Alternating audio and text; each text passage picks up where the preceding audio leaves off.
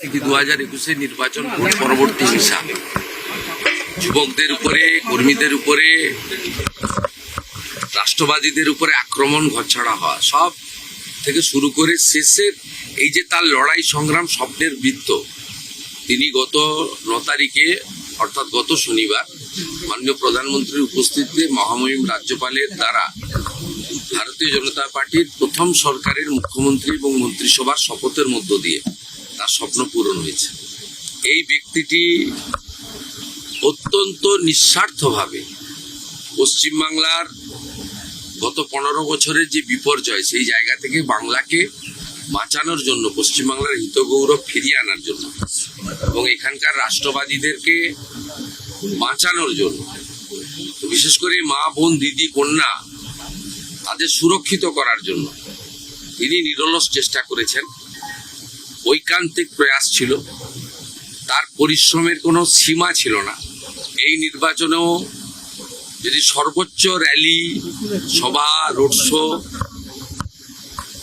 এমনকি নির্বাচনের আগে প্রায় 8-10 মাস ধরে তিনি ইনডোর মিটিং করেছেন, যেটা মানে মিঠুনদা নিশ্চিতভাবে কোনো সাংগঠনিক পদ তাকে দিলেও নেন না।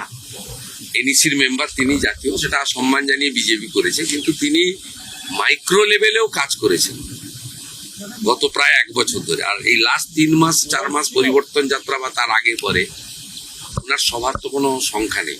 তাই আজকে আমি মুখ্যমন্ত্রী হয়েছি নিশ্চিতভাবে জনগণের ভোটে আশীর্বাদে। বিজেপি আমাকে নমিনেটেড করেছে, কিন্তু নেপথ্যের কারিগরদের মধ্যে অত্যন্ত অগ্রাধিকার ভিত্তিতে যে কয়েকটা নাম আসে, তার মধ্যে মিঠুন চক্রবর্তীর নাম অন্যতম। তাই আমার মিঠুনদা আমাকে কালকে বলেছিলেন আমি দেখা করতে চাই। আমি বললাম আপনি দেখা করবেন না, আপনার তৈরি করা মুখ্যমন্ত্রী আপনার কাছে আসবে। মুখ্যমন্ত্রীকে কি বলবে? আমি একটাই কথা বলবো, সবাইকে বলছি, এর থেকে ভালো মুখ্যমন্ত্রী পশ্চিমবঙ্গে হতে পারে না। যে মুহূর্তে উনি শপথ নিয়েছেন তারপর থেকে কাজ করছেন, আপনারা দেখুন, আপনাকে গ্যারান্টি দিয়ে বলছি এর থেকে ভালো মুখ্যমন্ত্রী পশ্চিমবঙ্গে হতে পারে না। উই আর অল ব্লেসড, আমরা শুভেন্দু অধিকারী সাহেবকে মুখ্যমন্ত্রী হিসাবে পেয়েছি। অ্যান্ড আগের দিনে কি হবে সেটাও দেখুন, এটাও চ্যালেঞ্জ করছি। আগের দিনে একের পর এক এই যোদ্ধা এই লড়াই লড়িয়ে নিয়ে হবে, আর আমি তো রইলাম পেছনে। গতকাল প্রধানমন্ত্রী কি টুইট করেছেন, তার বিদেশ যাত্রা সম্পর্কিত একটা গুজব রটানো হয়েছে। এই নিয়ে কি বলবেন? এইভাবে মিথ্যাচার করা হচ্ছে, যে প্রধানমন্ত্রীর বক্তব্যের মিথ্যাচার করা হচ্ছে, প্রধানমন্ত্রী নিজে টুইট করলেন।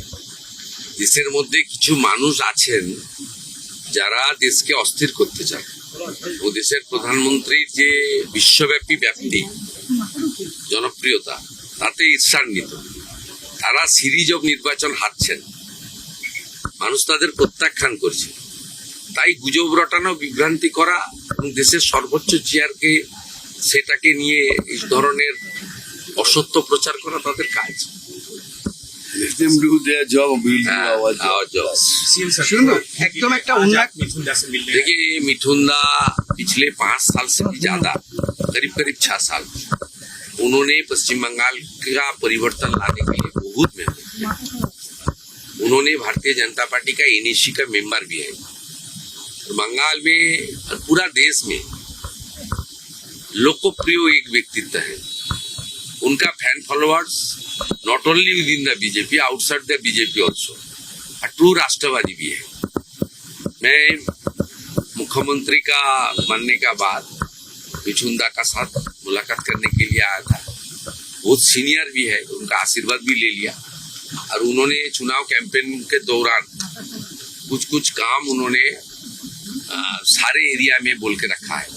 सब काम तो अभी एक साथ करना मुश्किल है, लेकिन आने वाला 3-4 महीने में मिठुनदा कौन काम, क्या काम करेगा, मुझे मेरा भी क्या काम करना चाहिए, ये थोड़ा बातचीत हम लोग कर लिया। जो पत्रकार का सामने बोलना ठीक लगा, लेकिन जो काम करना है मुझे, जो मैंने वादा किया है, जो वादे किए वो पूरा करना है। और पूरा करने से पहले मैं सीएम को बताऊंगा।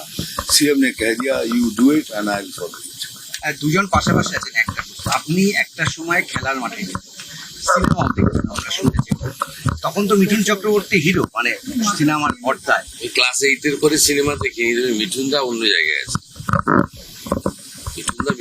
মিঠুনদার এখনো ইউটিউবে মোবাইল ফোনে যেতে যেতে সুযোগ পেলে মিঠুনদা মহাগুরু। আপনি কি বলবেন? ব্যাস যা বললো, থ্যাংক ইউ ভেরি মাচ। এখন যেতে যাও, ঠিক আছে, আপনার